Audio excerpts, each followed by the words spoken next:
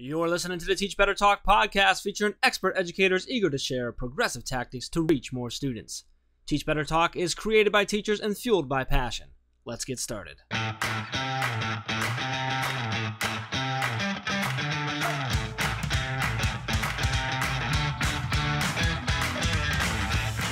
Hey everyone, welcome to episode 3 of Teach Better Talk. I'm Ray Hewart, and as always, I'm with the wonderful Jeff Gargis. Hey guys.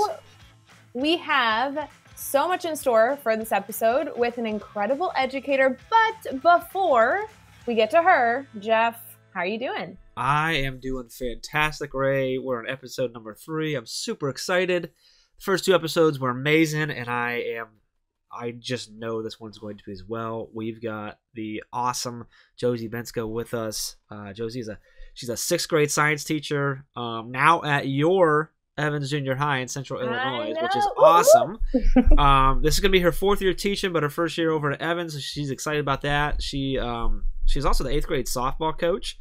So we may talk on that a little bit, and she's looking to start a STEM club there, which is really cool. And Josie has an awesome blog, which is over at maniacsinthemiddle.com, which we will, of course, link for you in the show notes. There's a lot of really great stuff over there. So, Josie, how are you feeling today? Thank you so much for coming on. We really appreciate you giving us some time. Just kind of like, how are you feeling right now? I'm good. I'm so excited to finally talk to you guys. I feel like we've been planning this. I've been talking to Ray about this for a long time, so I'm excited to finally be here. Nice. Well, and Josie, so Jeff gave you a pretty good introduction, but I really want to hear more about you. So tell us a little about yourself. What do you say when people are like, so Josie, what do you do? My first thing that I always say is I just tell them that I teach middle school, and then I wait for the reaction, because the reaction is the same every single time. They just give you that stare, and they're like, why the heck do you teach middle school? Why? Oh, shoot. Uh-oh. Can you guys hear that? I can. I apologize. Do you want to do this again? No, I'm keeping it in. I like it. Oh my God. I'm keeping it real here. You're good. So they say why? Why would you want to teach middle school? And then where do you go from there?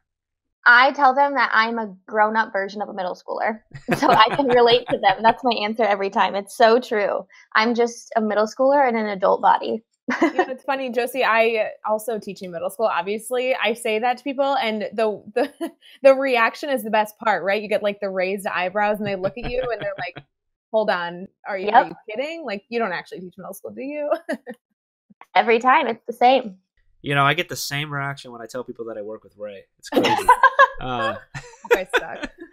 So that's really cool. I'm really excited. It's gonna be really cool to talk to you as the year goes on, and in a new school and taking over new positions and working down the hall, I think, from Ray, which is gonna be awesome. So I want to talk about. Let's stick to the sort of a story, right? Mentioned. So I always say, I'm always telling our team, telling everyone that I've been really fortunate enough to fail a lot, because I learn a lot from every time I've failed. Can you kind of tell us about a failure you've had? Kind of take us there with you. How did it make you feel? What happened? How did you overcome it? And then what did you learn from it? Yeah, so I love this story. It's from my first year of teaching. And I was so concerned and so worried about knowing every single thing that I'm teaching, all the content, all the science content. And obviously, as a first year teacher, that is not going to be true. That's not going to be the case. We're not going to know every single thing. I'm not going to know all the questions that the kids have while I'm teaching it. So I was doing a unit, and the lesson of the day was on conduction, convection, and radiation. And I had 3 science classes at the time. And so my first science class comes in. I think I know what I'm doing. I'm kind of a little bit worried, but I just go with it. And I realized with 3 minutes left of class that I taught all of it completely wrong. I mixed all 3 of them up. Yeah, I mean, not one of them was correct of what I taught. And one of my students actually came up to me, and he was like, Miss Bensko, I think you mixed some of this up. And I was like, oh my gosh, I was mortified. And I just had to be like, you know what? You're right. And we're just going to fix this tomorrow. So scratch everything. You know, we're not going to have any homework. We're just going to move on with our day. And then my next class was a co-taught class, thankfully. And so I also taught one section of co-taught lit and comp.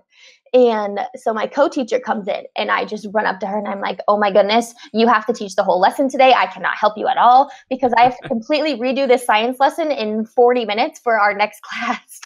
And so she is amazing and I love her to death. And so I just went to the back of the room and I tried to relearn everything real quick, try to make up a new game plan, and then taught it much better for my next 2 science classes. But then the next day, obviously, I had to go in and I was so embarrassed, but I had to do it. You know, it's good for us to show our kids that we make mistakes and everyone is human. And so I went in that next day and I'm like, I was wrong. I taught this wrong to you. We just have to erase everything that I said yesterday and we're never going to talk about it again. And we're going to learn everything right now. Oh my gosh, I love it. How did they react to that? What was the response? They were so sweet and they took it really well. And I was nervous because you never know with middle schoolers, but it was towards the middle of the year. So I felt like I had a good relationship with them. Thankfully. Sure. But yeah, they took it well. No, it's funny, Josie, we had the opportunity earlier in our career to work together when you were a student teacher, and we both, go figure, had the same mentor while student teaching at different times. And one of my favorite things, shout out to Jill Burrows, an incredible educator in Normal, but one of my favorite quotes from her is like, every day can be a redo day, right? Like you go in, you do the best that you can right by your students. And then if you find out that something didn't go like as you needed, then you know what, you go in, you cop to the mistake, you show them that teachers can fail too, and then you hold hands and keep going forward. You know, it's every day can be a redo day. Right. Another thing that Jill taught me during student teaching is she said, I don't know every answer to every question that the kids are asking. So she taught me to tell them, like, if they ask me a science question, I'll say, I don't know. Let's Google it, or you Google it and we'll talk about it tomorrow. And so I love that. I use that line all the time from her. I love that. Let's learn it together. Let's go figure it out. That's great. So now let's flip it and go a little more positive. Let's talk about a success you've had. So it can be big, it can be small, but kind of tell us like what happened, why was it a success for you, and what did you take away from that? The success that I chose is kind of small, I would say, but my biggest success and when I feel like I've succeeded as a teacher is the year after. And when my old students come back and see me, or they come back and visit from 2 years ago, and they either come before or after school just to catch up or see how they're doing. And I love that. That is my favorite thing that's happened to me as a teacher, is just when former students want to still have that relationship with you. And I feel like I've succeeded at building relationships with them. And I think that's one of my best qualities as a teacher, is forming relationships with my students. So that's when I feel success the most. I love that. You know, Josie, I don't know how much our listeners really know about you, but you are doing such incredible things in the classroom and then outside the classroom, working with other teachers, trying to make everybody better, right? It's not just about doing really well in your classroom for the few minutes that you have your kids every single day, but then how can you share out everything you're doing to really connect with other teachers to make everyone better? And I'm a huge fan. You know that I love everything that you do. And I feel the same way about you. Oh gosh, no. But so when I'm thinking like about where education's headed, right? What's going on? I really would love to know, what are you most excited about? What are you eager to do this fall? Like what's on your list of what's keeping you energized? So in education as a whole, I am excited about social media. And I know that you guys are really big into that, but I feel like this is something still so new in education. The fact that there's this like secret teacher community on social media, whether that be Facebook, Twitter, Instagram, anything like that. And I'm excited to see where that goes, because I feel like just within the past 2 or 3 years, it has just exploded, and it is so positive, because a lot of times in education, things are not so positive on the news about what's going on in our career. And I feel like social media really just sticks with all the positive things that are happening. And so I would really love to see how social media takes us through the next couple of years as teachers. That's awesome. Absolutely. I feel like I've learned a lot about Instagram from you, Josie. Your Instagram is fabulous. And you're sharing a variety of things on your Instagram, which what teachers like, right? You're sharing personal things so they can really get to know you. You're very human. You're very approachable. And I think that's really valuable on social media. But then you're constantly sharing all these resources. You have such great classroom resources that are content specific, but also a ton that aren't. I just saw a few things on your Instagram that I need to email you about and be like, girl, can you hook me up with that? Because that's awesome. That's what I love about Instagram is it's really free professional development. So many teachers are exactly what they're doing in their classroom every single day. And I don't go that far, but I feel like I share a lot. And I've learned so many great ideas from Instagram, and it's crazy how it's evolved. So it seems like, is Instagram is that your primary go-to? Yeah. Yeah, that's my heart and soul. Gotcha. See, I'm a huge fan of Twitter. You know, we do our mastery chat every Thursday night at 8 Eastern, and like I love Twitter, but just social media in general. Like you touched on it, how it does seem like, I mean, it's growing a lot, but it is still fairly new. Like, and it's still on the upswing. I think a lot of teachers are pushing more and more towards it. A lot of districts, we're seeing a lot of schools and districts pushing their teachers towards it as a form of personal development and professional development. It's really cool, and we talk about it a lot that, you know, it used to be 10, 15 years ago, maybe even just 5 years ago, your network was the people in the hallway, down the hallway from you. Right. Maybe your department, maybe your building, and maybe your district if you were lucky enough to be able to talk to other teachers and stuff. Now it's literally it's unlimited. It can be anywhere in the world, and it's really cool. So I love that. I'm on board with you there. Right. The amount of teachers that you get to connect with on any platform of social media is just, it's crazy. You have friends all over. Well, and it's interesting too, when you're looking, each social media gives you a different outlet. You know, I've really been exploring that. That was kind of my summer project, is trying to figure out not only growing my personal learning network, my PLN, but how can I do it effectively, and where are the people that I'm seeking to connect with? And so, you know, Jeff, I'm with you. That mastery chat's huge. It's a huge thing on my Thursday night that rejuvenates me, gives me good ideas. I always leave with something I want to go try like that next morning, right? And that conversation piece on Twitter is fantastic. But then going on Instagram, there's amazing resources. And like you said, Josie, the energy, the positivity on Instagram is awesome. That story element where you can, you know, tap into someone's classroom, literally almost virtually be in their classroom for a few moments, is so powerful. And then on the flip side, right, Facebook, we have a Teach Better private group where we have teachers literally sharing lesson plans, you know, things from their classrooms just to help other people, you know, trying to make education fabulous all around. I know. I feel like that's just what social media is. It's just a bunch of teachers helping other teachers, which is just awesome. And I feel like one of my goals, I'm really bad at this, and Ray, you and I have talked about this a lot, is that Instagram is like my heart and soul, my platform, and I need to get into the other social medias more. I've kind of dabbled in Twitter a little bit from you, Ray, but that's one of my goals as a teacher. Well, and Ray, go ahead. No, go ahead, please. I was just going to say that you and I have both spoke at ISU, and a lot of those students have no idea about this teacher community as well. And I think that's shocking. Absolutely. And there's a very big difference between navigating a social media from a personal perspective versus navigating as a professional experience. So trying to give, you know, future teachers that exposure is really important. And there's so much value there. Mm-hmm. Definitely. I love it. I love it. So excited about social media overhaul. Anything else that gets you excited right now, Josie? Yeah, I'm so excited to work with Ray. I just can't contain my excitement, and I don't think she understands how excited I am. She keeps downplaying it, but I just, being around her, every time we talk, I just have 5,000 new goals that I want to set for myself. She's doing literally everything you can think of. She doesn't sleep, and so I just can't wait to be around that 24/7. We definitely need, it's always fun to be around super fun educators. So when you're coming to my building, I'm stoked. I call it my building as if I own them. I have some classroom on the floor, but I mean, it's amazing. I work with incredible staff already. And then when we heard Josie Bensko was coming, we're like, oh my gosh, did you hear who's coming to the building next year? Did you hear? Big talk, big talk. Love it. So you mentioned ISU earlier, which is perfect because I have a really important question for you about how future teachers adjust to their then transition to the classroom. So if there's one piece of advice, and you kind of touched on something earlier, but if there's one piece of advice for a new teacher, what should they be doing their first year of their job? Maybe not the first year, second year, but even up to the third year. What should teachers be doing early in their career to really be effective? There's way too much. I can't just choose one. So we'll just talk about this. But my first year, I was really shocked because I thought I had to be this 110% amazing teacher in every single thing that I taught. So my first year of teaching, I had a little bit of everything. I taught 3 sections of science, 1 language arts, and 1 lit and comp. And I was determined to be this all out amazing teacher in every single subject, every single day, every single class period that I taught. I was going to have this all out amazing lesson.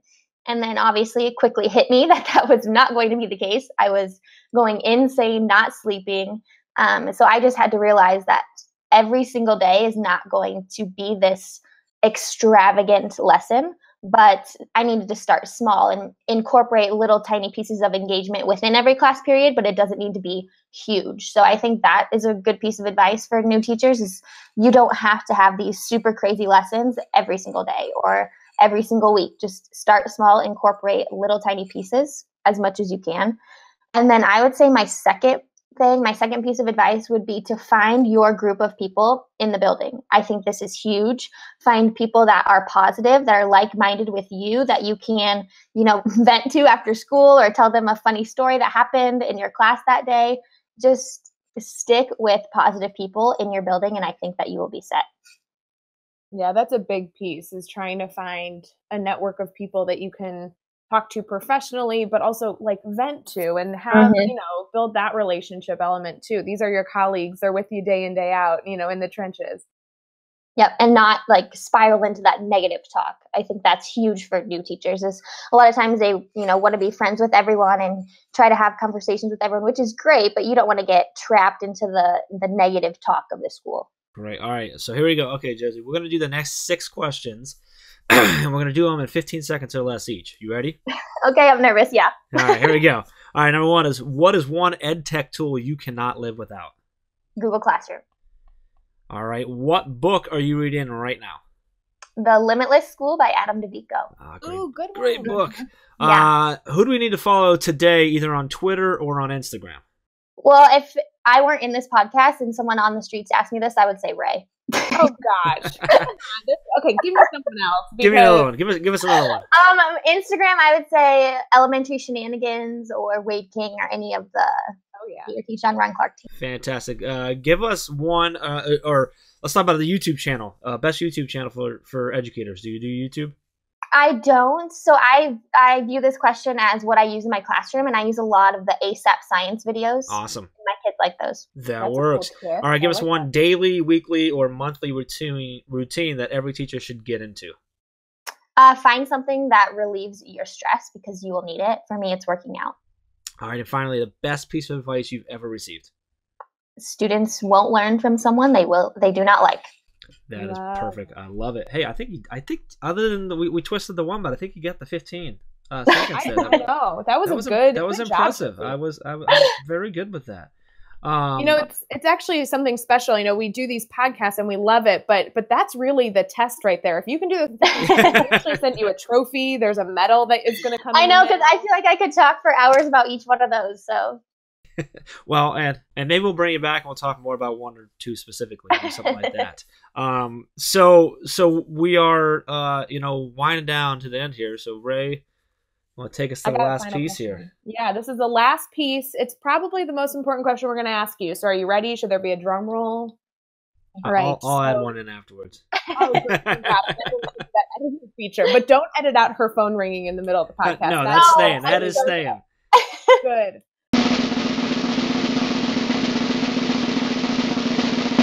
All right. So my question is how people can connect with you, Josie. What's all the information that they need so that after this podcast, they can connect with you and keep this conversation going? Okay. Everything is pretty much Maniacs in the Middle. So Instagram is my number one platform. So that one is Maniacs in the Middle. My blog is maniacsinthemiddle.com. Facebook, Maniacs in the Middle. Twitter is different because they limit you on your character. So it's just Maniacs in the Mid. And the only thing that is not Maniacs in the Middle is my Spotify. So Spotify is huge for me. I play music in the classroom all the time. And I have 10 playlists that you can play in your classroom that are school appropriate. They don't have any cuss words. They don't talk about anything bad. And so my username on that is Miss Bensko, because I intended for that to only be used in my classroom. And then I shared it and it's just gone big.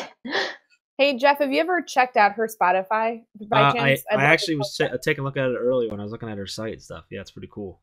Oh my gosh. This Spotify, anybody of our listeners that uses Spotify, even if you don't, you should probably download it just for Miss Bensko's playlist. Miss Bensko, because it started out with just Spotify is great, but finding school appropriate music is really a challenge. And like you, I love playing music. We got to find a good way to keep our students engaged. It's such an easy connection we can have with them. And you are constantly adding playlists, Josie. Like it had 3 in May and you're up to 10 right now. I mean, like ridiculous. I know. So when I first started playing music, I just did Pandora from my phone my first year of teaching. And I would just constantly be running over to my computer, like sprinting from across the room because I knew that the song had a bad word coming. And so I was just over that. So then I started making them on Spotify so I could control it. And then other teachers started asking, I would post videos and they would say, what are you listening to in the background? So then I just posted it one day and it's just hasn't stopped. Awesome. Well, Josie, I want to thank you so much. We really, really appreciate you coming on and sharing just so much awesomeness here. I'm really excited about everything you shared. So really appreciate you taking some time out of your day and chatting with us, truly. No, thank you guys for having me. This was so much fun. And you guys listening, you can find all of the links and the resources and everything we've mentioned in this episode over at teachbetter.com. As well as those really important links for how to connect with Josie. So head on over to teachbetter.com for all of that. Be sure to hit subscribe so you don't miss any episodes. And if you can give us a rating and a review, we'd really appreciate that as well. But until next time, let's get out there and teach better.